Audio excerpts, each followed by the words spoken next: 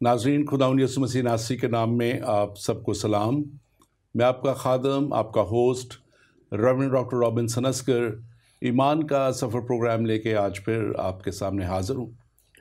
और मैं खुदावंद अपने खुदा का शुक्रगुज़ार हूँ कि वो हमारी ज़िंदगी में हमें ये फ़ज़ल बख्शता है कि हम उसके कलाम को और कलाम की बातों को उस तौर पे सीखें, उस तौर पे जानें जिस तरह हमें उन्हें जानना है, और उस राह पे चलते चले जाएं जो हमें उस मंजिल तक ले जाए जहां हमें पहुंचना है।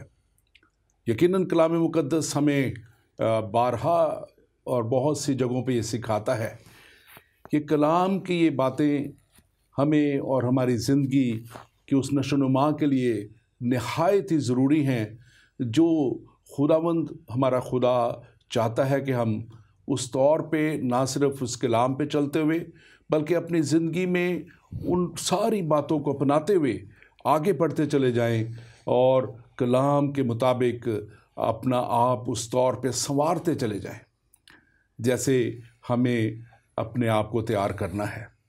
ज़िंदगी के सफ़र में ज़रूर है कि हमारी एक मंजिल हो और हमें उस मंजिल तक पहुंचने के लिए अपना आप कलाम के मुताबिक उस तौर पे ढाल देना है जैसे हमारे कलाम में लिखा और हमें हमारे खुदावंद यीशु मसीह ने सिखाया।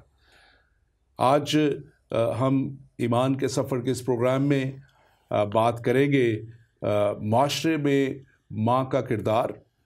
अगले दिनों में, चंद दिनों के बाद दुनिया मदर्स डे मनाएगी। बाज़ दफ़ा बहुत से मुल्कों में बाज़ दफ़ा इस दिन को मुख्तलिफ़ तारीख़ों में भी मनाया जाता है, लेकिन हमारे इस खित्ते में जब ये मदर्स डे अगले दिनों में मनाया जाता है तो हम ख़ास तौर पे उन माँओं के लिए खुदा का शुक्र अदा करना चाहते हैं जो अपना आप पूरे तौर पे अपने घराने के लिए, अपनी औलाद के लिए और वो ज़िम्मेदारियाँ जो उनको सौंप दी गई उनको पूरा करने के लिए वफ़ कर देती हैं।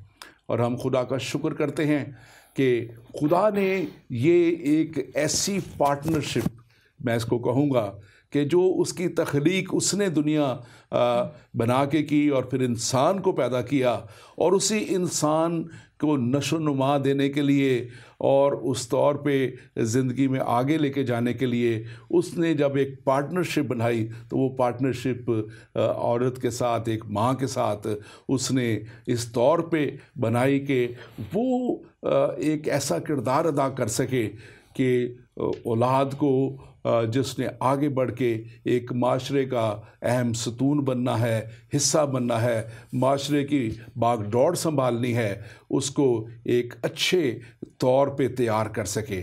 और ये माँ ही है जिसको कहा जाता है कि वो टाइमलेस एक क्लासरूम है, एक माँ जहाँ पे वक्त की कोई कैद नहीं है, कोई 1 2 3 4 पीरियड नहीं है। ये तो ज़िंदगी का सफ़र है जो सारी उम्र एक माँ और बच्चे का जारी रहता है। और माँ के लिए एक बच्चा तो चाहे वो कितना भी बड़ा हो जाए वो बच्चा ही रहता है, और वो अब हमेशा चाहे वो कितनी भी बुज़ुर्ग हो जाए माँ, बच्चों को उसी तौर पे वो सिखाती रहती है, बताती रहती है। और आज हम इस टॉपिक पे बात करेंगे और इस टॉपिक पे बात करने के लिए मेरे साथ स्टूडियो में मौजूद है Mrs Tahira Shakeel. Mrs Tahira Shakeel, welcome to Zindagi TV studio.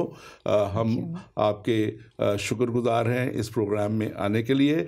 और नाज़रीन, मैं बताता चलूँ कि मेरी बहन जिसे एक खुदा ने एवेंजलिस्ट के तौर पे मैं समतौर रखा है और वो एक एवेंजलिस्ट के तौर पे खिदमत करती हैं कैंपस क्रूसेड ऑफ पाकिस्तान में अपने हस्बैंड कैनथ शकील के साथ मिलके गुज़श्ता 24 सालों से ये जोड़ा मिल के खिदमत करता है और मुख्तलिफ़ तरीक़ों से और मुख्तलिफ़ अदवार में इन्होंने मुख्तलिफ़ अंदाज में खिदमत की है। और मैं ज़रूर चाहूँगा कि आप अपने ताल्लुक़ से हमें मज़ीद बताएं क्या और कैसे आप कैंपस क्रूसेड में या जहाँ भी और कहीं आपको मौका मिला आप कैसे खिदमत करती रही, क्या आपका रोल रहा?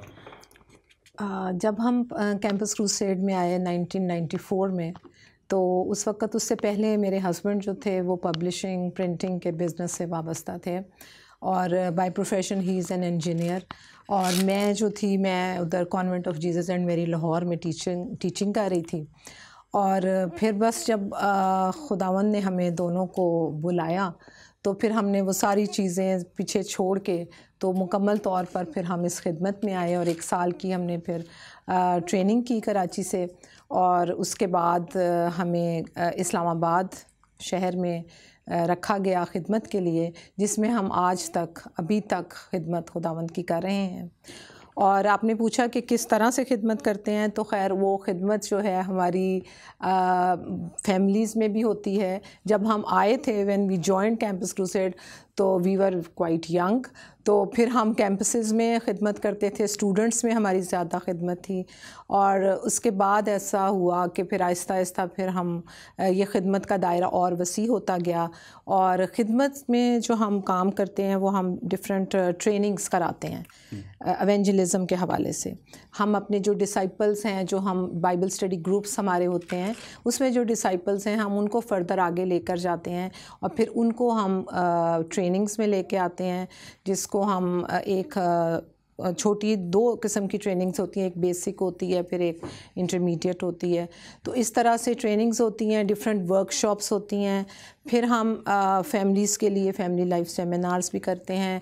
लेडीज़ के लिए I am a prayer coordinator since 1994। सो मैं जो है वो लोगों को मोबिलाइज़ करती हूँ, मोटिवेट करती हूँ कि why we should pray. As Christians हमारे पास एक प्रिविलेज है कि हम किसी भी वक्त खुदावंद के सामने आ सकते हैं। वक्त की, जगह की कोई कैद नहीं है। तो उसके लिए फिर हम लोगों को, मैं ख़ास तौर पर मैं ख़वातीन को कहती हूँ कि भाई अगर आपकी ज़िंदगी दुआया ज़िंदगी है तो फिर आपका पूरा घराना जो है वो आपको देख रहा होता है। Because a woman is just like a sun, और जैसे सन के गिर्द सारे प्लैनेट्स वो रिवॉल्व कर रहे होते हैं, तो घर में औरत जो है वो एक सूरज की तरह है, सारा घराना उसके गिर्द घूमता है। तो अगर औरत की अपनी ज़िंदगी दुआया ज़िंदगी है तो बच्चे जो हैं वो, तो आपको पता है बहुत मशहूर सेइंग है कि children learn what they live. अगर घर का माहौल दुआया है तो मैं समझती हूँ कि बच्चे वो उसको ज़रूर देखते हैं अपनी माँ को, और अगर माँ दुआया ज़िंदगी रखती है तो ये चीज़ बच्चों की ज़िंदगी में आगे चलकर जो है वो हमेशा उनके साथ रहती है। तो इसके अलावा आप कह रहे हैं कि खिदमत के और भी बहुत से तरीके हैं। आजकल हम प्रोफेशनल्स में खिदमत कर रहे हैं, उसमें भी हमारा जो ज़्यादा फोकस होता है वो हमारा ट्रेनिंग्स पर होता है कि हम उनको ट्रेन करते हैं how to reach with good news to other people. आमीन। और मैं समझता हूँ ये नहायत ही एक अहम ज़िम्मेदारी है, एक ये नहायत ही अहम काम है, क्योंकि एक माँ की गोद एक ऐसी दरसगाह है जिस सब्जेक्ट पे हम बात कर रहे हैं, जहाँ से एक बच्चा सीखता सीखता सीखता माशरे पे असरअंदाज होता है। और मैं आज ज़रूर फिर ये बात करना चाहता हूँ, मैंने पिछले प्रोग्राम में भी बात की थी, हमारे माशरे में, हम पाकिस्तान से आए हैं, पाकिस्तान का बोझ हमारे अंदर है, हम यकीनन उस माशरे को भी एक अच्छे माशरे में तब्दील होता हुआ देखना चाहते हैं। लेकिन इत्तेफाक की बात यह है कि हमारा माशरा जो है वो इन लोग, दुनिया तरक्की करती जा रही है लेकिन हम पीछे की तरफ जा रहे हैं, और हम देख रहे हैं कि हमें ख़ास तौर पे अजीब चैलेंजेस का सामना है। पिछले प्रोग्राम में मैंने बात की थी आसमा याकूब की, हमारी उस बेटी की जो 25 साल बच्ची को सिर्फ इनकार करने पे कि उसने मज़हब तब्दील नहीं करना और मज़हब अपना तब्दील करके शादी नहीं करनी, उस शख्स रिजवान गुजर ने उसको तेज़ाब से जला के हलाक कर दिया। और मैं समझता हूँ कि ये, जैसे मैंने पिछले प्रोग्राम में कहा था, ये 2 शख्स जो हैं, वो बेटी, वो अपने घराने की जो उसकी तरबियत है, वो क्रिश्चियन घराने से उसका ताल्लुक़ था, आसमा याकूब का, वो अपने घर की तालीम मैं समझता हूँ उसको सामने रखते हुए उसने मर जाना गवारा किया, लेकिन उसने अपना मज़हब या अपने असूल नहीं बदले, और अपने आप को गिराना जो था वो उसने नापसंद किया और उसने अपनी जान दे दी। और मैं समझता हूँ कि दूसरी तरफ वो रिजवान गुजर शायद वही उसी जो माशरे में रहने वाला शख्स है, और वो शायद उसको उस तरह की तरबियत उसके घर से, उसकी माँ की गोद से नहीं मिली कि वो अदम बर्दाश्त का शिकार होते हुए और वो हर चीज़ को हासिल कर लेने की शायद उसके अंदर वो कहाँ से ये कैसे आ गई चीज़ कि उसने अगर वो उसको नहीं मिल सकी वो लड़की, तो उसने छीनने की कोशिश की, और उसको जब वो छीनने से नहीं मिली तो उसने उसको ख़त्म कर देना चाहा। और मेरा दिल दुखी है क्योंकि पिछले हफ्ते फिर एक वाक़या ऐसा ही हुआ है, और वो वाक़या फिर गुजरांवाला के करीब हुआ। कायनात सलामत एक बच्ची है, उसको रेप करके और उसको कत्ल कर दिया गया है, और इस्माइल गुजर है जो शख्स अब उसके खिलाफ पर्चा हो गया है। लेकिन लोकल जो हमें पता लग रहा है कि जैसे पाकिस्तान में चलता है असर और सूख की वजह से वो कह रहे हैं कि पहले उसकी रिपोर्ट आ जाए पोस्टमार्टम की, ये आ जाए वो आ जाए, और इस तरह से मैं समझता हूँ कि हमारे माशरे में ये नासूर फैलता चला जा रहा है। और आज नहायत ही अहम है जब हम इस मदर डे के प्रोग्राम को या माँ के किरदार की बात करते हैं, तो आप कितना अहम समझती हैं कि हमारे माशरती बुराइयों को दूर करने के लिए माँ का क्या किरदार हो सकता है? आप क्या माँ का किरदार तो किसी से ढका छुपा नहीं है। बच्चा पैदा होता है, पहली दरसगाह उसकी माँ की अपनी गोद है, और माँ कहते हैं कि नेपोलियन बोनापार्ट कहते हैं कि मुझे अच्छी माएँ दो तो मैं तुम्हें अच्छी कौम दूंगा। बड़ी खूबसूरत बात है, और इसमें कोई शक नहीं कि माँ जो है, अगर हम बात करते हैं ना कि अच्छी माँ, अब अच्छी हर बच्चा समझता है कि उसकी माँ अच्छी है, लेकिन कुछ ऐसी बातें हैं जो हम देख सकते हैं कि एक अच्छी माँ में क्या होना चाहिए, जो कि जिसकी वजह से वो एक अच्छी नस्ल को परवान चढ़ा सकती है। क्योंकि बात तो हम करते हैं कि जी एक अच्छी माँ अच्छी नस्ल को परवान चढ़ाती है, लेकिन अगर हम कलाम मुक़द्दस में से देखें तो इमसाल 14 बाब 1 आयत में सुलेमान नबी फरमाते हैं कि दाना औरत अपना घर बनाती है और अहमक उसे अपने ही हाथों से बर्बाद करती है। और फिर माँ से पहले अगर हम बीवी को देख लें, क्योंकि हस्बैंड और वाइफ जो है वो एक ख़ानदान की बुनियाद रखते हैं, और ख़ानदान जो है एक बुनियादी इकाई है, और बहुत से ख़ानदान मिलके एक मुआशरा बनाते हैं, कलीसिया बनाते हैं। तो अभी हम बात करेंगे कि अच्छी बीवी क्या है। एक अच्छी बीवी डेफिनेटली हमें, अगर वो अच्छी माँ बनेगी तो उसमें पहला जो कैरेक्टरिस्टिक उसकी होनी चाहिए कि वो नेक हो, क्योंकि कलाम भी यही सिखाता है कि नेक औरत अपने शौहर के लिए ताज है। ये इमसाल की किताब में है 12 बाब उसकी 3 आयत में। फिर ये भी लिखा है कि नेक सीरत औरत इज़्ज़त पाती है, ये भी इमसाल 11:6 में, और उसके शौहर को उसके दिल पर एतमाद है। तो ये सारी बातें हैं, लेकिन जब वही औरत माँ बनती है तो फिर उसमें ये सारी खूबियाँ किस तरह से होनी चाहिए। पहली बात, वही नेक औरत है, तो जब उसकी औलाद उसके गोद में परवान चढ़ेगी तो वो अच्छी बातें सीखेगी उससे, वो हमेशा बच्चे को नेकी की राह की तरफ बुलाएगी, नेकी की राह पर चलने की तनकीन करेगी।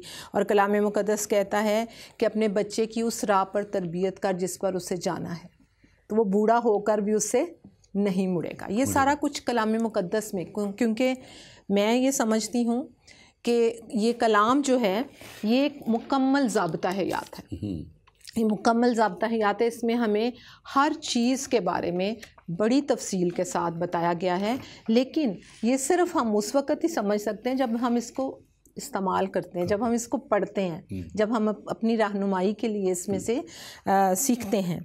तो सबसे पहली बात ये कि एक अच्छी माँ जो है वो नेक सीरत हो, और वो अपने शौहर के लिए भी ताज है, अपने बच्चों के लिए भी इज़्ज़त का बायस है। फिर दाना हो, मेहनती हो।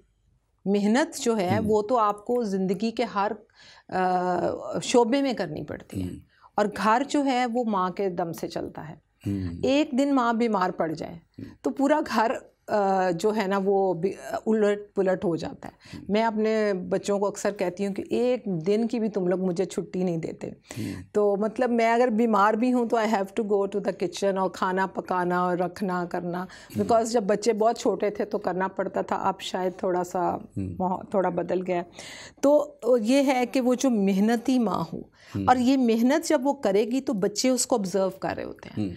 जैसे मैंने पहले कहा कि children learn what they live, तो वो देखते हैं कि हमारी माँ 24 घंटे कुछ ना कुछ कर रही है घर के काम। वो काहली से नहीं बैठी, टीवी लगा के नहीं बैठी, बल्कि वो अपना काम कर रही है घर का, बच्चों के लिए, बच्चों को पढ़ा रही है, बच्चों को सिखा रही है, कुकिंग कर रही है, शौहर के लिए टाइम दे रही है, उसके कपड़े प्रेस करके सुबह के लिए तैयार करिए, बच्चों के यूनिफॉर्म्स इस्त्री।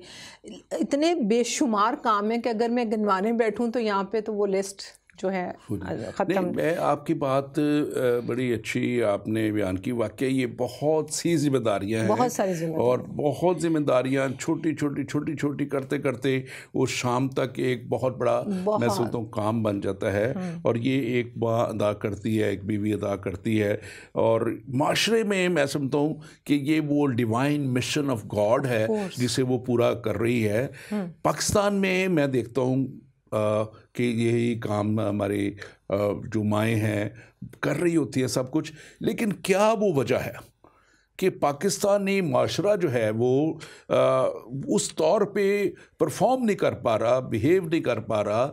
ये कहाँ पर प्रॉब्लम है, कहाँ पे ख़राबी है कि वो माएँ तो बेचारी पिस रही हैं, वो तो अपना काम कर रही हैं, सब कुछ कर रही हैं, लेकिन क्या ये लैक ऑफ अथॉरिटी है उनके पास या क्या है? आप इसे कैसे देखते हैं? जी बिल्कुल, बड़ा अच्छा सवाल है। मेरे जहन में बिल्कुल यही बात थी कि उसको मतलब फुल अथॉरिटी घर में नहीं मिलती। शायद वो हम समझते हैं कि husband is the head of the family, तो सारे डिसीजंस उसने करने हैं। और अक्सर मैंने देखा है कि माएँ जो हैं वो कहती हैं वो पापा आएंगे तो तुम्हें मैं उनको बताऊंगी तुमने आज ये शरारत की है, वो बाप का डरावा देती रहती हैं, बिकॉज़ वो शायद ये समझती है कि शायद मेरी बात की वो असर ना हो बच्चे पे। तो ये पीछे जो बात है वो यही है कि उसको अथॉरिटी नहीं दी जाती, क्योंकि अगर औरत एक घर में है, घर चला रही है, तो she should have the right कि वो डिसीजंस भी खुद करे बच्चों के बारे में। अगर क्योंकि हस्बैंड तो 24 घंटे घर पे नहीं है, लेकिन अगर वो औरत अगर माँ घर पे है तो उसको मुकम्मल अथॉरिटी मिलनी चाहिए, इख्तियार होना चाहिए, ताकि वो फिर अपने बच्चों को मना भी कर सके अच्छे बुरे से।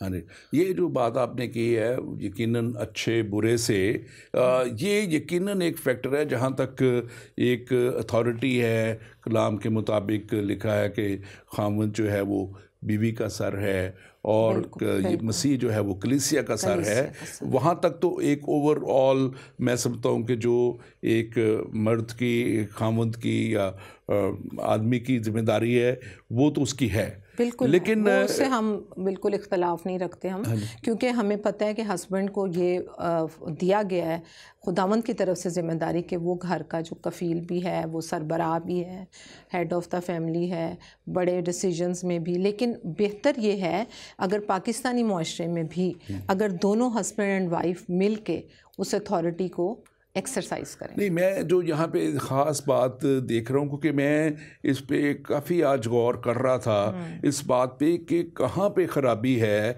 कि हमारे माशरे में हमारी जो बहनें हैं, हमारी जो माएँ हैं, वो बहुत मेहनत करती हैं।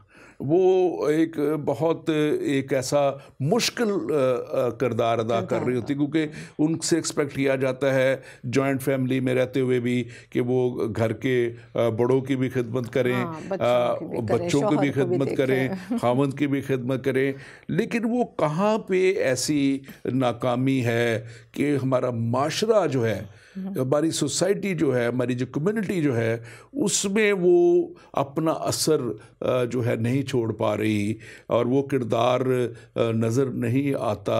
इस तरह के लोग जो ये नाम मैंने ले लिया रज़वान गुजर का, या दूसरा ये जो भी नाम लिया था मैंने जो शख्स है इसका जो इस्माइल गुजर, और ये दूसरे इस टाइप के जो लोग हैं, और ये एक माइंड सेट को ज़ाहिर कर रहे हैं ये एक माइंडसेट ऐसा बैठ चुका है वहाँ पे कि शायद उनको वो जो आपने बात की कि एक उस अथॉरिटी नहीं है to discipline them, to discipline the children. मैं समझता हूँ यहाँ पे एक लैक ऑफ अथॉरिटी है कि वो, क्योंकि शायद वो आदमी का रोल इतना ज़्यादा डोमिनेटिंग है, या ये कह लें कि वो उस तौर पे अपने बच्चों को फिर नहीं चेक ना खुद करता है। क्योंकि मैं समझता हूँ कि ये सिर्फ यहाँ पे आके अगर किरदार की बात है, अगर इखलाकियात की बात है, और अगर माशरे में सबसे बड़ा जो फैक्टर इस वक्त डाउनवर्ड ट्रेंड जा रहा है, तज़ल्ज़ुल का जा रहा है, वो है, तो इसमें आदमी भी उतना ही जिम्मेदार है। तो मैं समझता हूँ कि ये एक ख़ास तौर पे माँ को वो अथॉरिटी मिलनी चाहिए, इख्तियार मिलना चाहिए कि वो डिसिप्लिन अच्छे तरीके से कर सके, और उस वक्त में जो है बाप जो है वो असरअंदाज ना हो फैसलों पे। जी, यहाँ भाई सॉरी आपकी बात, मैं सिर्फ ये कहना चाहूँगी कि हमारे मुआशरे में, पाकिस्तानी मुआशरे में, हम ज़्यादा अहमियत लड़कों को देते हैं, ठीक है, और लड़की को हम बड़ा घर में 7 पर्दों में छुपा के रखते हैं, उसकी तरबियत माँ कर रही होती है, लेकिन लड़के को फ्री हैंड दिया जाता है। उसको मतलब ये कि कुछ नहीं कहा जाता कि वो लड़का है, अगर बिगड़ भी गया तो क्या फ़र्क पड़ता है। हालांकि मेरे ख्याल में एक अच्छा बाप बनने के लिए या एक अच्छा मुआशरे का फ़र्द बनने के लिए लड़के की तरबियत भी उतनी ही ज़रूरी है जितनी कि एक लड़की की। लेकिन हम उसको निगलेक्ट कर रहे हैं। हम लड़के को प्यार, मोहब्बत, बेजा, लाड, प्यार में इतना बिगाड़ देते हैं कि फिर ये जो सारे वाक़यात हो रहे हैं और मुआशरे में मज़हबी इंतहा पसंदी बढ़ रही है और बर्दाश्त का मादा कम होता जा रहा है, ये इसी वजह से है कि लड़के अपने आप को सुपीरियर समझते हैं लड़कियों से, और ये इसमें कसूर माँ का होता है, क्योंकि वो कहती है बेटा वो तो तेरा भाई है, वो तो कुछ भी करे, अब वो बाहर चाहे रात को 12 बजे आए या 1 बजे आए, उस पर कोई चेक नहीं होता। लेकिन बेटी को जो है हम बहुत सख्ती से पालते हैं, और कि तुमने अगले घर जाना है तो तुम वहाँ जाके जो है कुछ ऐसा ना हो कि हमारी बेइज्जती हो। लेकिन उस वक़्त माएँ जब बच्चों को परवरिश कर रही होती हैं तो ये चीज़ भूल जाती हैं कि बेटे की भी तरबियत उतनी ही ज़रूरी है। ये वजह है शायद कि जो ये सारे वाक़यात हमें देखने पड़ रहे हैं।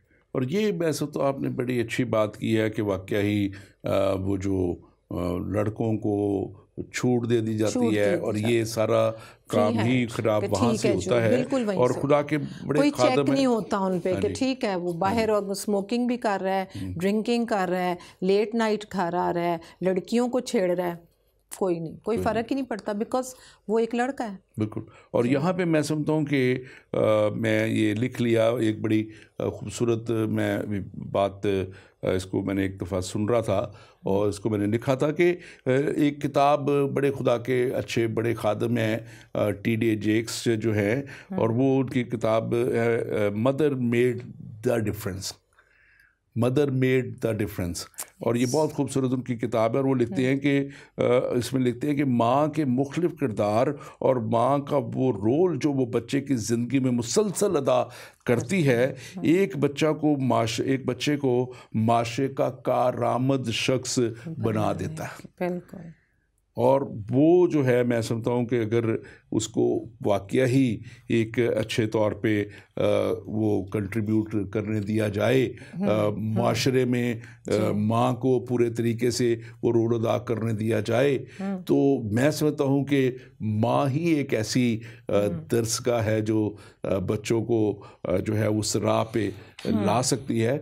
और खुदा का कलाम बड़े वाज़ेह तौर पे आपने जो सुलेमान नबी जो है, बादशाह जो है, उनकी वो रेफरेंसेस 2-3 दिए किताब इमसाल में से, प्रोवर्ब्स में से, और वहाँ ही वो खुदा का बंदा लिखता है कि बच्चे की तू ऐसी तरबियत कर कि वो अगर उसको तुझे छड़ी भी इस्तेमाल करनी पड़ती है तो तू उसे कर बिल्कुल। वो छड़ी जो है वो उसको मार नहीं देगी, बल्कि हमेशा की ज़िंदगी के लिए अच्छा बना देगी, हमेशा की ज़िंदगी में शामिल कर देगी उसे।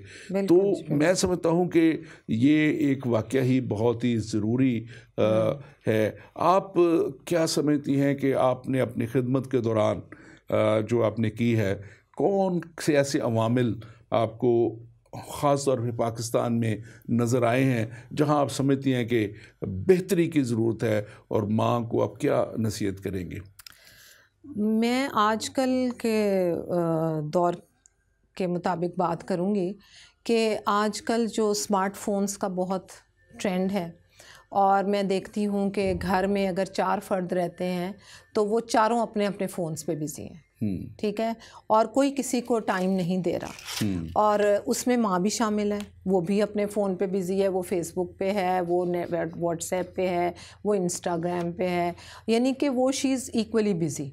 तो वो टाइम जो उसको चाहिए कि वो टाइम घर में अगर वो अपने बच्चों को दे, बच्चों से बातचीत करे, सारे दिन बेटा आपने क्या किया, आज कॉलेज में या स्कूल में क्या पढ़ाई की, और आपके एग्ज़ाम्स कब हो रहे हैं, अपने टाइम टेबल बना लिया है। जैसे पहले हम जब हमारे बच्चे छोटे थे तो हम ये सारा कुछ करते थे, लेकिन जब से ये फ़ोन्स और नेट और ये ज़्यादा आम हो गया तो हर मुझे बड़ी चीज़ याद है, आपने अगर माजी की तरफ ले गए हैं तो मुझे बहुत चीज़ याद है। हम हालांकि बड़ा एक फैमिली था, 6 भाई और 1 बहन, तो हमारी वालदा अकेली ही हमें बड़े अच्छी तरह मैनेज करती थी, और वो हमें सुबह एक तो तैयार होना स्कूल के लिए टाइमली, फिर नाश्ता हमें उस वक्त तक नहीं मिलता था जब तक कि हम अपनी डिवोशन नहीं करते थे, तब तक कि हम अपना कलाम मुक़द्दस पढ़ के, बाइबल पढ़ के, दुआ करके नहीं आते थे। और फिर जब हम स्कूल से आते थे तो फिर हमारे यूनिफॉर्म भी चेक होते थे कि आपने गंदे तो नहीं किए, अगर ज़्यादा गंदे किए तो क्यों हुए हैं। और फिर हमें 2 घंटे का एक रेस्ट टाइम था, 2 से 4 बजे तक, वो पक्का रेस्ट टाइम था। उन्होंने एक छड़ी बड़ी सी रखी होती थी, हमें जो मिलता था वो से वो उन्होंने मार के कहना कि लेटे रहो, और पास खुद लेट जाना उन्होंने। और इसी तरह मैं देखता हूँ फिर हमारा 4 से 6 बजे तक टाइम था, पढ़ाई का टाइम था। फिर 6 से 7 हमें वो हमारे करीबी ग्राउंड था, वहाँ में 1 घंटा जाके खेलने का। तो ये एक वो था, डिसिप्लिन था एक ज़िंदगी में। और शाम में आके फिर हमारी डिवोशन, फैमिली डिवोशन होती थी, और इस तरह करके, क्योंकि उस वक्त आपके पास स्मार्टफोन्स नहीं थे। ये आजकल जो है ना हमें इतना बिजी कर देते हैं इसमें है। और ये अब ना जाने हमें स्मार्ट बना रहे हैं या अनस्मार्ट बना रहे हैं, लेकिन मैं चाहूँगा कि आप ये इस थोड़ा सा ये हम बात कर रहे हैं फैमिली की, और फैमिली की जब हम बात करते हैं कि तो खुदा का हम देखते हैं कि कलाम में मंसूबा घराने का मंसूबा है। जी बिल्कुल। और खुदा ने जब इंसान को बनाया, आदम को बनाया, तो उसने खुदा ने खुद कहा कि आदम का अकेला रहना अच्छा नहीं, और फिर उसने उसकी मानद लिखा है कि एक साथी उसके लिए, मददगार उसके लिए बनाया। और मैंने पिछले प्रोग्राम में बात की थी कि यकीनन मददगार जो होता है वो ज़्यादा स्ट्रॉन्ग ही हो तो मदद कर सकता है, और इसके लिए भी हम खुदा का शुक्र करते हैं। उसके बाद खुदा ने क्या कहा था कि जाओ ज़मीन को बढ़ो और फलो और ज़मीन को मामूरो, माकूम करो। तो that is a family unit. Of course. तो फैमिली के ताल्लुक से, ख़ानदान के ताल्लुक से आप क्या समझती है ये, व्हाट इज़ दिस? आज क्योंकि इसका फुकदान नज़र आता है हमारे माशरे में तो नहीं, लेकिन यहाँ नहीं भाई, मैं सॉरी टू कट यू, यहाँ पे मैं थोड़ा सा आपसे डिसएग्री करूँगी।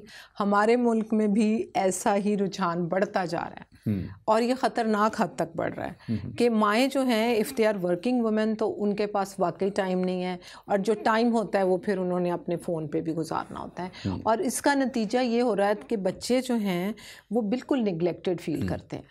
वो जो है उनको उनसे पूछा ही नहीं जाता उनकी सारी दिन की रूटीन का, ना ही उनसे कहा जाता है कि आओ बेटा फैमिली प्रेयर कर लें। फैमिली जो है वो अक्सर मैं जब बचपन में ये सुनती थी कि family who praise together stage together. आजकल क्या हो रहा है, फैमिली का शराजा बिखरता जा रहा है, ब्रोकन फैमिलीज़ बहुत आम होती जा रही हैं, डाइवोर्स रेट बढ़ता जा रहा है, even in our own country. ठीक है, वो इसीलिए कि हम एक दूसरे से बात नहीं करते, हम प्रॉब्लम्स को हल नहीं करते, बैठ के, और बस वो लैक ऑफ कम्युनिकेशन की वजह से हमारी जो है फैमिलीज़ जो हैं वो टूटती जा रही हैं। और दूसरी बात ये कि खुदा से दूरी, क्योंकि हमारे लिए खुदा को देने के लिए वक्त नहीं है। देखें, खुदावन जो वक्त का बनाने वाला है, उसने हमें 24 घंटे दिन में दिए हैं। और मैं जब सिखाती हूँ अपने ग्रुप्स में, तो मैं कहती हूँ कि अगर हम अपनी आमदनी पर 10% देते हैं दर्जे की, तो फिर आप टाइम की दर्जे की कितनी बनती है? अगर आप चलें 2 घंटे 40 मिनट जितनी हमारी 24 घंटे में से बनती है, हम उतना नहीं देते, तो एटलीस्ट हम आधा घंटा अपने खुदावंद के साथ गुजारें। जिस तरह आप देखें, खुदावंद ने फैमिली बनाई बाग़े अदन में आदम और हवा के साथ, तो वो क्या करता था, उसका दिल चाहता था और वो ठंडे वक्त में आके उनके साथ बातचीत करता था। और वो ये आज भी खुदावन जो है वो हमारी राह देखता है। वो चाहता है कि हम उसके साथ वक्त गुजारें, हम अपने सारे दिन की मसरूफियात में से जो कुछ भी हमने दिन में किया उसके सामने आएँ और उसको बताएं। ऑफ कोर्स हम सब जो हैं खुदा पे डिपेंडेंट हैं, क्योंकि सारी चीज़ों का मालिक तो वही है, उसी से मांगना है ना। लेकिन हम जो हैं सेल्फ डिपेंडेंट होते जा रहे हैं। हम समझते हैं, जो बात की थी इसकी, सॉरी आपकी बात, ख़ानदान की, तो ख़ानदान मैं समझता हूँ एक यूनिट ऐसा है जिसमें एक छत के नीचे रहने वाले लोगों का एक ग्रोह नहीं है, बल्कि वो इंटर रिलेटेड लोग हैं जो एक छत के नीचे रहते हैं, जिनका एक दूसरे से ताल्लुक़ है, और जो उस ताल्लुक़ में खुदा के साथ ना सिर्फ मिले हुए हैं बल्कि घराने में मिला दिए गए हुए हैं। और उस ख़ानदान को खुदा का कलाम बड़े वाज़ेह तौर पे कहता है कि ईमान ला तो तू और तेरा घराना निजात पाएगा। तो घराने की खुदा फ़िक्र करता है, खुदा को घराने की फ़िक्र है। और मैं समझता हूँ कि आज हमारी ज़रूरत भी यही है, पाकिस्तानी माशरे की भी ज़रूरत यही है कि हमारे घर में चाहे किसी भी मज़हब से लोग हैं, हम इस वक्त बात पूरे पाकिस्तान की कर रहे हैं, पूरे माशरे की कर रहे हैं, कम्युनिटी अपनी की वहाँ के कर रहे हैं, कि वो अपने जो है बच्चों का, अपने जो फैमिली मेम्बर्स हैं उनके ऊपर एक नज़र रखें, ख्याल करें कि ये कहाँ उठ रहे हैं, कहाँ मिलजुल कर रहे हैं, क्या इनका है, और ताकि ये एक अच्छे तौर पे माशरे में भी आगे तरक्की कर सकें, आगे बढ़ सकें। मैं अपने व्यूअर्स के लिए चाहूँगा, आपके नंबर आ रहे होंगे स्क्रीन पे, लोकल नंबर, आप जिस भी मुल्क में हैं, जहाँ कहीं भी हैं, आपके लोकल नंबर आपके आ रहा होगा। आप ज़रूर कॉल करें अगर आप करना चाहते हैं। और आज हम ख़ास तौर पे मैं चाहूँगा कि हम मदर्स डे के ताल्लुक़ से भी, अगर आपका कोई सवाल है, माँ के किरदार के ताल्लुक़ से सवाल है, या आप इस ताल्लुक़ से जो हमारे रवैये माशरे में जो है इस वक्त वो मुश्किल का शिकार हैं, उसके ताल्लुक़ से कोई बात करना चाहते हैं, तो आप ज़रूर हमें कॉल करें, हम आपके सवाल का जवाब देंगे। और आप थोड़ा सा मुझे बताइए कि खुदा के कलाम के मुताबिक जब हम देखते हैं तो हमने घराने की हम बात करते हैं, और वहाँ पे घराने में ख़ास एक किरदार जो है वो औरत का है, माँ का है, बहन बेटी का है। और वहाँ पे इमसाल 14 बाब उसकी पहली आयत में बड़े वाज़ेह तौर पर लिखा है कि दाना औरत अपना घर बनाती है पर अहमक उसे अपने ही हाथों से बर्बाद करती है। तो ये दाना औरत की क्या कोई डेफिनेशन थोड़ी सी आप बताएंगे इसमें? दाना औरत जो है, इसकी डेफिनेशन इस तरह हो सकती है कि बहुत ज़िंदगी में जब आप नई नई लाइफ स्टार्ट करते हैं हस्बैंड और वाइफ, तो बहुत सारे ऐसे ज़िंदगी में मुकाम आते हैं जिसमें कि हम एक दूसरे को समझ नहीं पा रहे होते शुरू में, और अगर औरत भी बर्दाश्त ना करे, हस्बैंड भी ना करे, तो बहुत दफ़ा अलहदगी तक या तलाक़ तक नौबत चली जाती है। और फिर ये है कि जब औरत नई नई अपना घर छोड़ के एक नई फैमिली में आती है तो एडजस्टमेंट प्रॉब्लम्स भी होती हैं उसको। तो उस वक़्त जो दानाल लड़की या दाना औरत है वो ये करती है कि वो उन चीज़ों को बर्दाश्त करती है ना कि ये कि वो जाके अपने वालिदैन को बताती कि वो मेरी सास ने आज मुझे ये कह दिया और मेरे हस्बैंड मुझे मतलब इतना कंट्रोल करता है, वो कहता है हर चीज़ उसकी मर्ज़ी से करो। और शुरू में जो है ये अगर थोड़े से डिफरेंसेस होते हैं, अगर हम उनको बर्दाश्त कर लें, अगर हम उन पे कॉम्प्रोमाइज़ कर लें, तो मेरा ख़्याल है कि वो घर बस जाते हैं आने वाले वक्त में। हाँ फिर जी, वो सब फिर वो बाद में आ चीज़ें जाती हैं। आहिस्ता आहिस्ता, क्योंकि जब दोनों को शुरू में अंडरस्टैंडिंग का प्रॉब्लम है तो आहिस्ता आहिस्ता वो चीज़ें बेहतर होती जाती हैं। जैसे हमारे साथ एक कॉलर हैं जी, कौन और कहाँ से प्लीज़? फासल, मैं काशिफ बात कर रहा हूँ जी काशिफ। मैं आपका प्रोग्राम देखता हूँ और बड़ा बहुत इंजॉय करता हूँ, बहुत कुछ सीखता हूँ। तो सबसे पहले मुबारकबाद इस खास टॉपिक के लिए। Thank you very much. माशरे में हमारी माएँ हैं, उनका क्या किरदार है। हमारे माशरे में तो खैर बहुत बुरा है।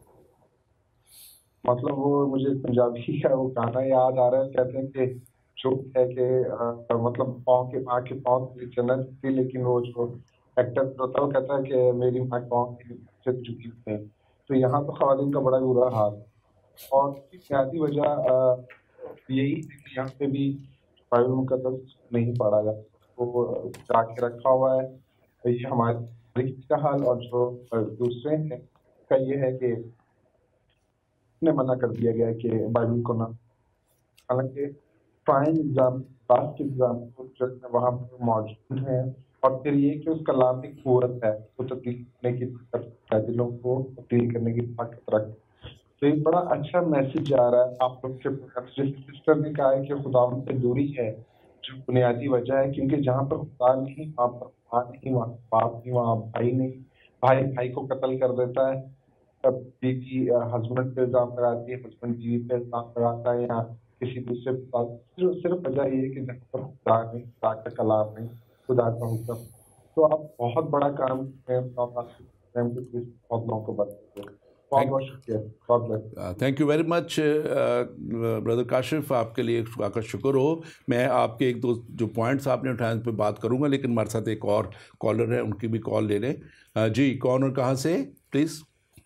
अस्सलाम वालेकुम जी, मैं रसूल बात कर रहा हूँ हैदराबाद से। जी जी, बोलिए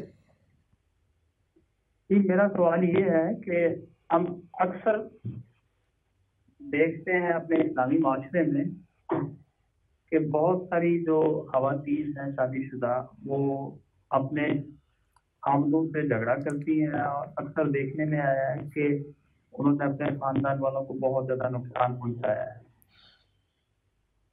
और कई दफ़ा ऐसा भी हुआ है कि उन्होंने अपने शोहरों का भी कत्ल किया है। तो क्या आपके मज़हब में कुछ इस तरह के भी वाक़यात होते हैं? थैंक यू वेरी मच भाई। बात ये है, पहली तो बात ये है कि जिस माशरे में कोई रहता है उस माशरे का असर हर कोई कबूल करता है। बिल्कुल। तो कुछ ना कुछ तो हमारे आप क्रिश्चियनिटी में भी, जो पाकिस्तान की जब आप बात करते हैं तो कुछ ना कुछ तो नज़र आएगा।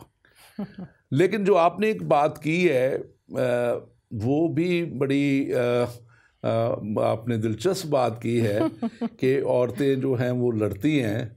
तो मुझे ये बताएं, आपके क्या आपको कोई मर्द लड़ते हुए नज़र आते हैं कभी कि नहीं? और अगर नहीं आते तो फिर औरतों को भी थोड़ा हक दे दीजिए।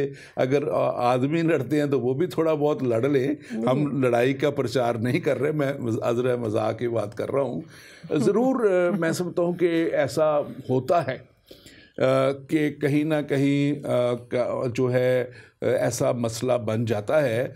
और ख़ास तौर पे जो ऐसे वाक़यात जो आपने बयान किए हैं वो हमारी कम्युनिटी में इसलिए कम नज़र आएंगे आपको कि हमारे यहाँ जैसे खुदा ने लिखा है कलाम में कि आदम को बनाया और उसने कहा कि इसका अकेला रहना अच्छा नहीं, तो उसके लिए उसने एक उसकी पसली निकाली, 4 नहीं निकाली, 1 निकाली, और उसका एक साथी उसको दिया। और उसका एक जब साथी उसे दिया तो वो दोनों ही आपस में, चाहे वो हंसे चाहे वो लड़ें, वो काफ़ी थे। लेकिन जहाँ पे ऐसे मामलात हो जाते हैं दूसरे मज़ाहिब में, जहाँ पे ज़्यादा शादियाँ भी अलाउड हैं, तो ये वहाँ पे ऐसा रवैया ज़्यादा नज़र आता है। जब क्योंकि औरत कितना भी अपने घर में उसके साथ जुल्म ज़्यादती वो बर्दाश्त कर लेती है, लेकिन जब उसके सामने कोई ला के खड़ा कर दिया जाए दूसरा 1 2 3 4 और जो उसका हक मार लें और उसकी तरफ तवज्जो खामद की ख़त्म कर दें, तो फिर ये जो है ज़रूर इस तरह का जो तज़ाद आपको नज़र आएगा और ऐसा वाक़यात आपको रूनुमा होते नज़र आएंगे। मैं अपने बहन की तरफ भी जाऊंगा अभी थोड़े से इस ताल्लुक़ से, लेकिन मैं थोड़ा सा आपको ये बताता चलूँ कि ये रवैये जो हैं ये ख़ास तौर पे ख़ास सिचुएशंस जो हैं वो इसको जन्म देते हैं, और ये सिचुएशन जो मैंने आपको बताई ये एक मेन इसकी वजह है। मेरे भाई काशिफ ने बात की थी और जो पहले कॉलर हमारे साथ आए थे, और उन्होंने भी बात ऐसी की थी कि हम जब ये बातें कर रहे हैं तो एक अच्छा मैसेज जा रहा है, एक अच्छा जा रहा है, लेकिन जो एक बात उन्होंने ख़ास तौर पे की कि हमें देखना है, परखना है सारे माशरे के रवैयों को। तो मैं समझता हूँ कि पाकिस्तान में ख़ास तौर पे ये वक्त है कि तालीम के निज़ाम को बेहतर किया जाए, और जो एजुकेशन है ख़ास तौर पे विमेन एजुकेशन को भी उतनी ही तवज्जो दी जाए। हमारे बहुत से इलाक़ों में वो एजुकेशन नहीं है, बहुत से कबायली इलाक़ों में, दूसरे इलाक़ों में, गांव में, देहात में वो कहते हैं कि इस बच्ची को बस तो 2 4 8 जमातें बढ़ा लिया काफ़ी है, तो इसकी तो शादी हो जानी है। तो इसके लेकिन वो इस बात को नहीं समझते जो आज हमारा सब्जेक्ट है कि माँ जो है वो असल दरसगाह है जो मुसलसल अपने बच्चे के साथ नस्ल को परवान। तो जी आप बात करें भाई। पहले तो ये बात जो आपने भी की कि 1 और 4 वाली बात, कि 4 पसलियाँ नहीं, लेकिन मैं उसी बात को बाइबल मुकद्दस में से पढ़ना चाहूँगी। मलाकी 2 बाब और उसकी 15वीं आयत में है। मलाकी जी जी मलाकी 2 बाब उसकी 15वीं आयत। जी जी। और क्या उसने एक ही को पैदा नहीं किया, बावजूद इसके कि उसके पास और अरवा मौजूद थीं? फिर क्यों एक ही को पैदा किया? इसलिए कि खुदा तर्स नस्ल पैदा हो। बस तुम अपने नफ्स से ख़बरदार रहो और कोई अपनी जवानी की बीवी से बेवफाई ना करे, क्योंकि खुदावंद इसराइल का खुदा फरमाता है, मैं तलाक से बेजार हूँ और उससे भी जो अपनी बीवी पर जुल्म करता है। बिल्कुल तो बिल्कुल, और ये कलामे मुकद्दस बड़े वाज़ेह तौर पे लिखा है, और आज मैं समझता हूँ कि ये वाकई ही बड़ी ही गौर करने की बात है। मसीहत में भी जो असल लॉ है वो यही अडल्ट्री के अलावा कोई और सिचुएशन नहीं है। और आज गो के मैं समझता हूँ कि ये माशरे में हम यूरोप की जब बात करते हैं, इस तरफ भी जब देखते हैं तो यहाँ भी वो तरबियत उन्हें माँ की गोद से नहीं मिली जो इन्हें दूर ले गई खुदा से, और आज हम सिंगल पेरेंट्स और इस तरह की बातें यहाँ पे भी सुनते हैं। लेकिन मैं समझता हूँ कि आज ज़रूरत उस बात की है, उस हस्ती को जैसे मुकद्दसा मरियम की हस्ती है उसको सामने रखने की ज़रूरत है। नेक और पाकीज़ा हस्तियों को सामने रखेंगे तो वो हमारे लिए मशले राह होंगी कि कैसे वो नेक और पाकीज़ा बंदी खुदा के चुनाव में आ गई। वो खुदा के चुनाव में आ गई और खुदा ने उसे इस्तेमाल किया। जी आप कुछ कहना चाह रही हैं? आप ज़रूर कहें। मैं वही कह रही हूँ कि यही औरत है जिसकी गोद से नबी भी आते हैं, परवान चढ़ते हैं, और फिर हम देखते हैं कि खुदावंद यीशु मसीह भी मुकद्दसा मरियम से पैदा हुए। और हम अगर मुकद्दसा मरियम की जैसे अब बात कर रहे हैं, पूरी अगर हम उनकी लाइफ को देखें तो वो परहेज़गार खातून थी, और इसी वजह से खुदा ने उनका चुनाव किया कि अपने बेटे को उनके वसीले से इस दुनिया में लेकर आए। तो ये खुदा परस्ती और परहेज़गारी और नेकी ये औरत में होनी वाकई ही बहुत ज़रूरी है। बिल्कुल सही है। और ये जो है थोड़ा सा आप और इस बात के लिए भी मैं चाहूँगा एक्सप्लेन करें कि एक माँ जो है वो कैसे एक रूहानी तरक्की का और दुनियावी तरक्की के साथ साथ अपने बच्चों के लिए, माशरे के लिए वो ज़रिया बन सकती है। थोड़ा सा आप इसके जो मेन कोई और पहलू आपके ज़हन में आते हों, आपकी खिदमत में आपने जो देखे हों कि वो क्या पहलू हैं जो ज़रूरी हैं, आप ज़रूर। सबसे पहली बात ये कि ये कलाम मुक़द्दस, इससे दूरी जो है वो हमें बहुत सारी बुराइयों की तरफ लेके जाती है। जब हम खुदावंद के खौफ में चलते हैं तो खुदावंद का पाक रूह हमारी रहनुमाई करता है। अब जैसे दाऊद नबी फरमाते हैं कि तेरा कलाम मेरे कदमों के लिए चिराग और मेरी राह के लिए रोशनी है। जब ये रोशनी और ये चिराग हम नहीं साथ लेकर चलते तो हम बुराइयों में और गहरी दलदल में गिर जाते हैं और फिर उसमें से निकलना वाकई बहुत मुश्किल होता है। तो आपने जो बात की है कि एक माँ होते हुए मतलब किस तरह से हम इसको कर सकते हैं बेहतर, तो माँ की ज़िंदगी अगर दुआया ज़िंदगी है, अगर वो हर रोज़ सुबह उठ के सबसे पहले बच्चों से कहती है या ख़ुद भी उनके सामने, children learn what they live, अगर वो ख़ुद एक रोल मॉडल है, अगर वो ख़ुद उसकी दुआया ज़िंदगी है, तो बच्चे उसको देखते हैं कि माँ हर काम करने से पहले दुआ करती है। और फिर रात को सोने से पहले ज़रूर कोशिश करें, जैसे कि ख़ानदान में पहले दुआया मज़बा हुआ करता था, आजकल हमारे घरों में नहीं है। आजकल हमने उस चीज़ को पश से पुश डाला हुआ है, हम दुआ नहीं करते, जो कि ख़ानदानी दुआ इसलिए नहायत ज़रूरी है कि उसमें पूरा ख़ानदान इकट्ठा होता है, हम पाक कलाम को पढ़ते हैं, फिर उस पर थोड़ी सी बात होती है और फिर इंसान सारे दिन के बाद कुछ दुआ में बच्चों से पूछा जाता है बेटा किस चीज़ के लिए दुआ करें आपके लिए, और वालिदैन अपनी पर जो भी उनके साथ चल रहा होता है मसले मसाइल उसके लिए दुआ करते हैं, तो बच्चों को ऑटोमेटिकली पता चल जाता है कि what is happening in the family. तो ये बहुत ज़रूरी है कि माँ जो है एक रोल मॉडल बन जाए, एक उसकी दुआया ज़िंदगी हो, तो ऑब्वियसली फिर बच्चे जो हैं वो उसको देखते हैं और फिर ये चीज़ उनमें आ जाती है। यहाँ मैं अगर आप कहें तो मैं अपनी घर की मिसाल देती हूँ कि मेरे बच्चे कई दफ़ा हम जब बाहर से आते थे, रात को देर हो जाती है, 11-12 बज गए हैं और हम लेट गए हैं, जाके हमने दुआ नहीं की, तो दोनों बच्चियाँ आके कहती थी मामा हमने आज दुआ नहीं की है, प्लीज़ दुआ कर दें। और जब उनके पेपर्स होते थे तो वो हमेशा कहते कि मामा अब मेरे लिए दुआ करें, मेरा आज ये टेस्ट है या ये पेपर है। तो ये माँ की ज़िंदगी जो है ये एक उनके लिए मॉडल होना चाहिए बच्चों के लिए। और ये मिसाल ही की किताब में, क्योंकि ये किताब बड़ी खूबसूरत किताब है ऐसे आगे तरबियत के लिए।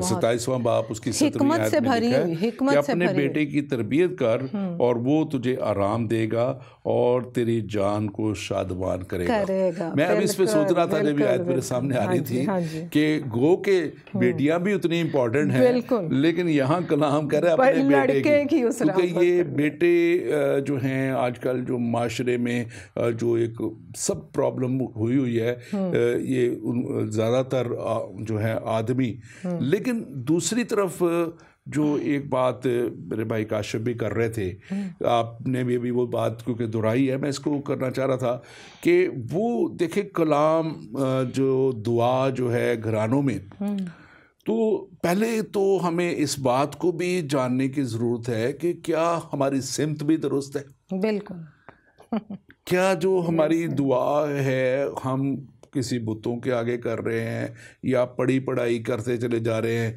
या बगैर सोचे समझे करते चले जा रहे हैं, या कोई हमारा खुदा के साथ शख्सी ताल्लुक़ भी है, रिश्ता भी है कि नहीं है। क्योंकि जब तक हम ये, जैसे मैं अपने इस प्रोग्राम के ताल्लुक़ से अक्सर कहता हूँ, आज मैंने वो बात नहीं की शुरू में, कि किसी भी सफ़र के लिए एक मंजिल का होना ज़रूरी है। अगर मंजिल नहीं है तो फिर हम कहीं भी पहुंचेंगे नहीं। तो क्या हमारा ये सफ़र जो है ये हमें हमेशा की ज़िंदगी तक ले जाएगा, हमारे खुदा के पास ले जाएगा, या हम अपने उमालों पे तकिया किए हुए हैं कि हम अच्छे काम करते चले जाएं, और फिर कई तो वो अजीब इस फ़िलासफ़ी पे बिलीव करते हैं कि इधर करते जाओ उधर बख्शवाते जाओ, इधर करते जाओ उधर बख्शवाते जाओ। तो ये तो मैं समझता हूँ कोई ऐसी कलाम की तालीम नहीं है, कलाम खुदा की उसकी बात नहीं है। कलाम खुदा तो हमें बड़े वाज़े तौर पे बताता है कि हमें उस राह पे चलना जो हमें खुदा की तरफ ले जाए, हमेशा की ज़िंदगी तरफ ले जाए। मैं पिछले दिनों एक देख रहा था, मैं उस पर कुछ चाह रहा हूँ किसी वक्त शायद प्रोग्राम भी करें, तो वो उस आजकल पाकिस्तान में वो बहुत बड़ा आलम बना हुआ है, बहुत बड़ा उसका ग्रुप भी बनता चला जा रहा है, और वो एक अजीब ही तालीम दे रहा था। अच्छा। और उसने अजीब ही तालीम दे रहा था। मेरा दिल कर रहा था कि मेरे ये सामने हो तो इस शख्स को मैं पूछूं। और वो क्या तालीम दे रहा था कि खुदा जो है, थोड़ा सब्र कर लो, इस दुनिया में खबर कर लो, जब उसके पास जाओगे वो खुद तुम्हें पिलाएगा, वो खुद तुम्हें जो है अच्छी से अच्छी शराबें भी देगा और अच्छी से अच्छी वो हूरें भी ला ला के देगा और ये करेगा। इस तरह की वो तालीम, मेरे पास वो वीडियो क्लिप्स है। देखिए, हम तो सिर्फ रूहानियत की बात करते हैं, ऊपर तो ये भी देखना है कि क्या ये तालीम तो नहीं है जिसके पीछे हम चल चल के सारी उम्र अपनी गवा दें। देखिए, खुदावंद यीशु मसीह ने बड़ी वाज़ेह तौर पे कहा कि राह, हक और ज़िंदगी तो मैं हूँ, कोई मेरे वसीले के बगैर बाप के पास नहीं आता। तो हमें कलाम ये साफ बता रहा है, तो हमें उसी राह पे चलना चाहिए ना जो खुदावंद यीशु मसीह ने हमें हमारे लिए। और देखिए, वो राह जो मैं ख़ास तौर पे बात कर रहा हूँ कि वो कलाम हमें बताता है कि वो राह एक पाकीज़ा राह है, खुदा के साथ चलना। और ये हम बात अभी मुकद्दसा मरियम की जब करते हैं तो वो एक माँ, एक चुनी गई, एक मुकद्दस काम के लिए चुनी गई, बड़े काम के लिए, क्योंकि वो नेक थी, एक पाक थी, उसकी राहें पाक थी, सोच पाक थी। और ये मैं समझता हूँ कि खुदा का प्लान जो है, जो मैंने बात की थी, मंसूबा खुदा का घराने के लिए जो है, वो उसको हमेशा की ज़िंदगी तक ले जाने के लिए है। और हमेशा की ज़िंदगी तक ले जाने के लिए खुदा ने माँ को अपना एक पार्टनर चुना इस दुनिया के लिए। एक तरह का उसको एक रोल दे दिया, पार्टनर जब मैं कहता हूँ तो फिर कोई गलत समझने वाले, क्योंकि उनकी सोच दुनियावी होती है, वो गलत ना समझने। यानी कि इस दुनिया में एक काम सर अंजाम देने के लिए एक खुदा ने उनको चुन लिया, माँ का रोल दे दिया, ताकि वो उनकी इस तरह से तरबियत करे। और उस तौर पे मतलब खुदा के बाद दुनिया में बच्चों की तरबियत के लिए माँ को मुंतखब किया गया। बहुत बड़ी जिम्मेदारी, बहुत बड़ी उसने हमें ये जिम्मेदारी सौंपी है एज अ मदर। और मेरा ख्याल है ये एक प्रिविलेज है हमारे लिए। हम जो माएँ, जिनको माँओं के लिए उसने मुंतखब किया, उनको औलाद दी। बेशक उसने हर औरत को माँ बनने के लिए नहीं बुलाया, बट जिनको औलाद दी है, हमें बड़ी दयानतदारी के साथ इस जिम्मेदारी को निभाने की ज़रूरत है। और बिल्कुल जिस तरह कलाम सिखाता है हमें कि अगर आप खुदा तरस नस्ल परवान चढ़ाना चाह रहे हैं, अगर आप नेक नस्ल, एक अच्छी नस्ल परवान चढ़ाना चाह रहे हैं, एक अच्छी कौम बनाना चाह रहे हैं, तो उसके लिए माँओं की तरबियत, माँओं का पढ़ा लिखा होना, माँओं का खुदा के नज़दीक होना बहुत ज़रूरी है। बिल्कुल। और मैं समझता हूँ कि अगर यह हमारा माशरा जो है इस जगह पे इम्प्रूव हो जाए तो हम यकीनन पाकिस्तान में भी एक अच्छी तरक्की देखेंगे। कौम वो जो है एक ऐसे रास्ते पे चलती नज़र आएगी जो उन्हें इन अंधेरों में से निकाले, इन मुश्किलों में से निकाले। और मैं ख़ास तौर पे इस बात के लिए जो आज के मैं समझता हूँ ये पैगाम है, उसमें ये ख़ास बात जो मैं देखता हूँ कि खुदा ने एक हमारी जो माँ को एक ऐसा रोल दे दिया कि वो हमें एक अच्छी तरबियत कर ले जाए। और मैं सोचता हूँ कि हमें ये जो कलाम की आयत है, इंसाल 31 बाब और उसकी 28 आयत है, उसमें लिखा है कि उसके बेटे उठते हैं और उसे मुबारक कहते हैं, उसका शौहर भी उसकी तारीफ करता है। बिल्कुल। तो ये वो आइडियल एक मैं समझता हूँ माँ के ताल्लुक से यहाँ पर लिख दिया गया है कि उसके बेटे उठते हैं और उसे मुबारक कहते हैं और उसका शौहर भी उसकी तारीफ करता है। हमारे साथ एक कॉलर हैं जी, कौन और कहाँ से प्लीज? गुड इवनिंग डॉक्टर साहब। हाँ जी, मैं अनीता बात कर रही हूँ पाकिस्तान। जी बोलिए, कैसे हैं आप? ठीक हैं जी, बोले। शुक्र है खुदा का। जी मैं एक तो आपने अच्छे मौके में आपने आजकल यहाँ पे भी स्कूलों पर हर लेकिन आपके पता चल के बारे में तो मैं थोड़ा सा माँ के कौन सी तरह जाना चाहती हूँ। जी बोलिए। माँ जब मतलब वही माँ जब नानी या और हम बच्चे जो हैं बड़े बड़े हो जाते हैं तो हम जो है कि ऐसा लगता है कि हम फिर वो वाला जो है वो पूरी तरह से तो इसलिए आप सलाह कि हमें क्या करना चाहिए। जी कुछ आवाज़ आपकी ब्रेक हो रही थी, लेकिन जो मैं समझ पाया हूँ जब वो आपका मतलब कहने का जाके माँ के रोल से वो नानी या दादी के रोल में चली जाती हैं और हम उस वक्त उनको शायद उनका वो मकाम नहीं दे पाते। अगर आपका यही सवाल है तो मैं समझता हूँ कि ये इसके लिए नहायत ही ज़रूरी है और ये बड़ा ही खूबसूरत रिश्ता है जो हमेशा जिनके दिल से बच्चों के लिए दुआ निकलती है, जिनके अंदर बच्चों की अच्छाई ही की सोच आती है। और मैं समझता हूँ कि हमें ज़रूर, जहाँ हम अपनी माँ की बात करते हैं, जहाँ हम मदर्स डे की बात करते हैं, हमें हमारा ज़रूर एक ख़ास उनके लिए प्यार और एक मोहब्बत अपने नानी या नाना के लिए, दादी दादी के लिए, दादा दादी के लिए एक ऐसा होना चाहिए और हमें उनका वो हक देना चाहिए, मकाम देना चाहिए। आज के बच्चों के पास तो यकीनन जो आप बात करना चाह रही हैं शायद कि अपने वालिदैन के लिए टाइम नहीं तो उन्हें कौन देगा, लेकिन मैं समझता हूँ कि ये बहुत एक ज़रूरी जो है हमारे माशरे के लिए भी ज़रूरी है, हमारे फैमिली यूनिट के लिए भी बड़ा ज़रूरी है। और जब हम ख़ानदान की बात कर रहे हैं तो उस ख़ानदान में मैं समझता हूँ कि ये हमारे बुज़ुर्ग जो हैं ये बड़े अहम एक जगह रखते हैं और उनकी दुआओं के वसीला से मैं समझता हूँ कि हमने बहुत सी बरकत अपनी ज़िंदगी में पाते हैं।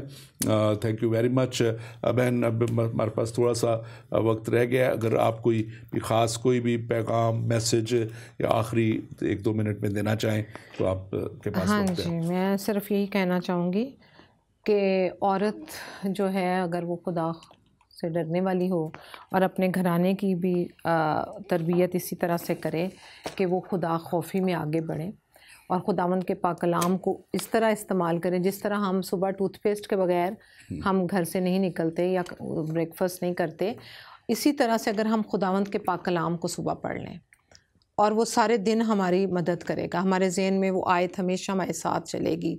बेशक आप एक आयत पढ़ें लेकिन ज़रूर पढ़ें इसको और दुआ करें, क्योंकि क्वाइट टाइम और ये जो आप सुबह सुबह डिवोशन करते हैं ये सारा दिन आपको इस काबिल बनाती है कि आप ज़िंदगी के बाकी कामों में बेहतर तौर पर आगे चल सकते हैं।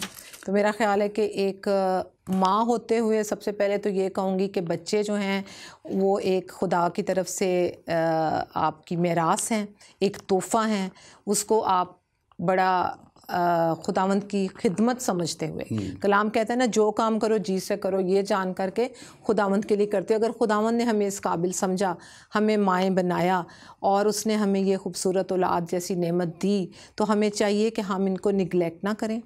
उनकी इब्तदाई ज़िंदगी में उनकी नशोनुमा और उनकी तरबियत जो है वो माँ के लिए बहुत ज़रूरी है कि वो वक्त निकाले उसके लिए। बेशक बहुत सारे प्रेशर्स होते हैं लाइफ में और हमारे साथ भी ऐसे रहा, लेकिन ये कि बैलेंस करें अपनी वर्क लाइफ को, अपने घर को बहुत, क्योंकि ये बच्चे जो हैं ये वाकई में एक तोहफ़ा हैं और हमें खुदावंद का शुक्र भी करना चाहिए। और सबसे बात बड़ी ये कि अगर औरत की ज़िंदगी में शुक्रगुजारी है तो बच्चे उसको देखते रहते हैं, क्योंकि मैं हमेशा जब दुआ के बारे में भी सिखाती हूँ तो 4 हिस्सों पे सिखाती हूँ। अगर आप सब भी इसको देखें कि खुदा, अगर हम कोई डिजिट्स डायल करते हैं और अगर हमारी एक भी डिजिट्स गलत हो जाए डिजिट, तो हमारा फ़ोन जो है डायरेक्ट कनेक्ट नहीं होता। इसी तरह से खुदावंद ने दुआए रबानी में भी हमें बड़ा खूबसूरत सिखाया कि ये चीज़ें मांगो। तो हमने एक लफ्ज़ देखा है जो हम सिखाते हैं, एक्ट्स। सबसे पहले खुदा की तारीफ़ करें।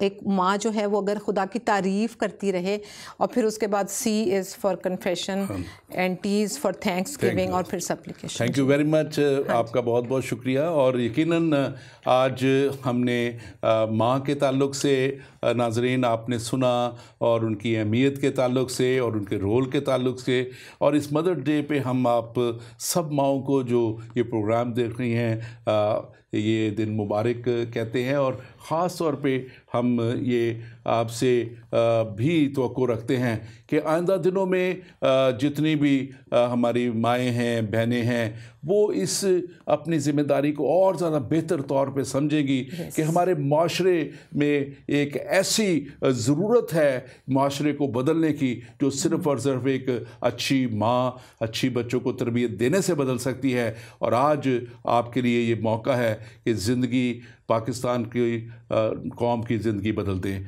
खुदावंद आपके साथ हो।